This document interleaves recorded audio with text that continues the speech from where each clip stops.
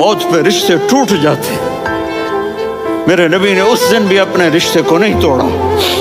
ابراہیم جیسی شخصیت کہیں گے سنو اے اللہ تیری میری دوستی کا واسطہ مجھے بچا لے، تیری میری دوستی کا واسطہ مجھے بچا لے۔ عیسیٰ علیہ السلام کہیں گے یا اللہ میں اپنی ماں مریم کا بھی سوال نہیں کرتا، میری جان بچا لے، مریم جانے تو جانے میری عیسیٰ۔ 5 بڑے رسول ہیں، نوح، ابراہیم، موسیٰ، عیسیٰ، محمد صلی اللہ علیہ الصلوات والتسلیمات۔ عیسیٰ علیہ السلام کہیں گے یا اللہ میں اپنی ماں مریم کا بھی سوال نہیں کرتا، میری جان بچا۔ اور میرا نبی کہے یا اللہ میری امت کو بچا لے۔ کون سی امت جنہوں نے ساری زندگی اس کا مذاق اڑایا؟ میرا نبی کہتا دفع ہو جاؤ، دور ہو جاؤ میری نظروں سے، تم نے میری نسل کو قتل کیا، تم نے میرے گھرانے کو اجاڑ دیا۔ سب کو بلت یہ نہیں کہیں گے یا اللہ میری امت کے نیکوں کو بچا لے، میری امت کے متقی، میری امت کی رابعہ بصری، جنید بغدادی کو بچا، نہیں یا اللہ ساری امت کو میری جھولی میں ڈال دے، ساری امت کو میری جھولی میں سنا رہا ہوں۔ میں کوئی باروں ہے؟ مرد زنا کرتے رہیں، اس بازار حسن کو کس نے گرمایا؟ ان ذمہ داروں نے۔ میں تو جب سے اس بازار حسن کے گشت شروع کی ہے میرا کلیجہ پھٹ گیا ہے۔ مجھے تو یہ عورتیں مظلوم نظر آتی ہیں۔ کون سی عورت ہے جسم بیچنے کے لیے خوشی سے تیار ہو؟ کون سی لڑکی ہے جوانی کا کو بیچنے کے لیے؟ کون بچی ہے جو گھنگرو باندھے گی خوشی کے ساتھ؟ انہیں سرداروں نے گھنگرو بندھوائے، انہیں نوابوں نے نچایا، ان کے جسموں سے وہ کھیلے۔ ظالم یہ نہیں، ظالم وہ ہے جنہوں نے ان کے سر پہ دوپٹہ رکھنے کے بجائے ان کے جسموں کو نوچا، اپنی ہوس کا شکار نشانہ بنایا، وہ طوائف بن گئی۔ اے اوے میاں صاحب رہا،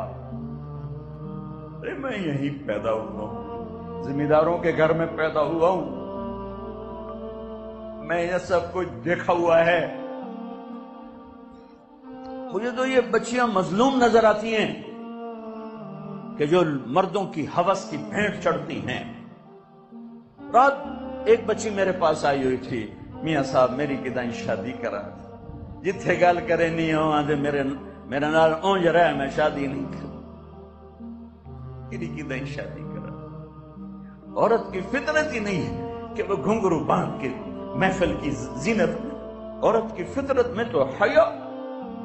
پتہ نہیں کن دکھوں سے گزر کر کوئی بچی گھنگرو باندھتی، کوئی بچی اپنے جسم کو بیچتی۔ وہ ہیں سولی پہ لٹکائے جانے کے قابل جو ان کے جسموں کو کی قیمت لگاتے ہیں، ان کو عزت کی چادر نہیں پہناتے، اپنی ہوس کی بھینٹ چڑھاتے ہیں۔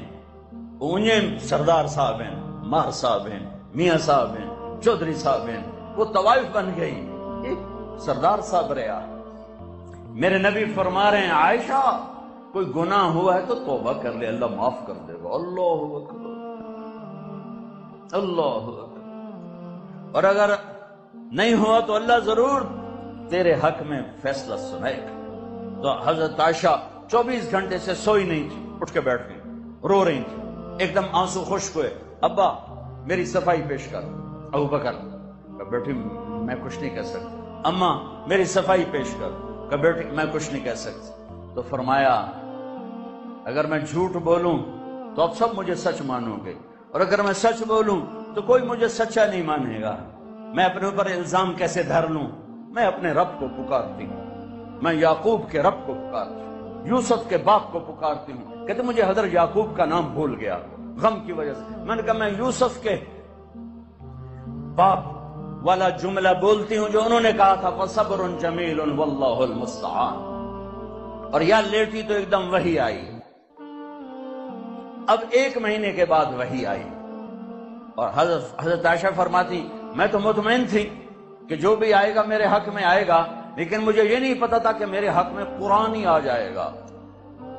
مجھے تھا کہ جبریل آ کر کہہ دے گا سب غلط ہے، اور میرے باپ ایسے کانپ رہے تھے اور میری ماں ایسے کانپ رہی تھی۔ میں قربان جاؤں صدیق کے صبر۔ فرشتوں سے معصوم بیٹی پہ الزام لگا، ایک دفعہ جا کے دربار رسالت میں نہیں کہا یا رسول اللہ یہ کیا ہو رہا ہے، پورے مہینے میں ایک جملہ بولا، ایک سبحان اللہ، یہ کام تو کبھی کفر میں نہ کیا، آج ایمان کے بعد ہماری عزتوں پہ داغ لگایا جا رہا ہے۔ جب وہی ختم ہوئی تو اللہ کے نبی مسکرائے کہ عائشہ مبارک ہو، اللہ خود تیرے لیے گواہ بن کے آ گیا۔ تو حضرت ام رومان نے کہا بیٹی اٹھو، اللہ کے نبی کا شکر ادا کرو، تو فرمایا نہیں نہیں، میں اس کا شکر ادا کروں گی جو میرا گواہ بن کے آیا۔ اتنے دکھ پہنچانے والے عبداللہ بن ابی کے جنازے کے لیے کھڑے ہو گئے۔ کم وقت مر گیا، اس کے بیٹے پکے صحابی تھے، یا رسول اللہ میرے ابا کو کفن دیں گے، آپ اپنا کرتا دے دیں، میں کفن اس کو پہناؤں۔ آپ نے کہا یہ لو۔ آپ کہتے تو منافق ہے، میرے کرتے دونوں کی فائدہ، کہ یہ لو۔ یا رسول اللہ جنازہ پڑھائیں گے؟ کہاں پڑھاؤں گا، آپ کو خبر ہے کہ یہ کافر ہے، میرے جنازہ پڑھانے سے کیا ہوگا؟ کہ نہیں پڑھاؤں گا۔ اپنا کرتا دیا، کفن پہنایا، اس کے جنازے پر کھڑے ہوئے تو سامنے عمر آ گئے، یا رسول اللہ آپ جانتے نہیں یہ کون ہے؟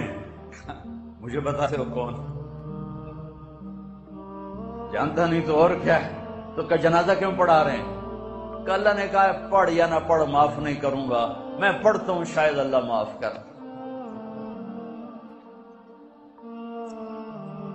میرے نبی دیکھ رہے تھے کہ یہ امت ایک دوسرے کے جنازے پڑھنا بھی چھوڑ دے۔ میرے نبی جانتے تھے، دیکھ رہے تھے، ارے آپ نے تو حسن حسین کے لیے ہاتھ نہ اٹھائے، تمہارے لیے ہاتھ اٹھائے، ان کو قربانی کے لیے پیش کر دیا، ایک لفظ نہیں ان کے لیے بولے۔ 12 ربیع الاول 7 جون 633 عیسوی 11 ہجری پیر کا 10 بج رہے تھے، اپنی بیگمات کو بلایا، کچھ نہیں بتایا، بس ملاقات کر کے رخصت۔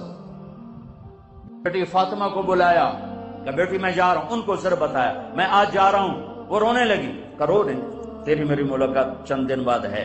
6 ماہ بعد بیٹی کا بھی انتقال ہو گیا۔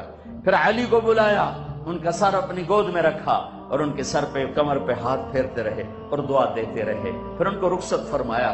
سب سے آخر میں اپنے بچوں کو بلایا کہ میری 2 ٹہنیاں حسن حسین،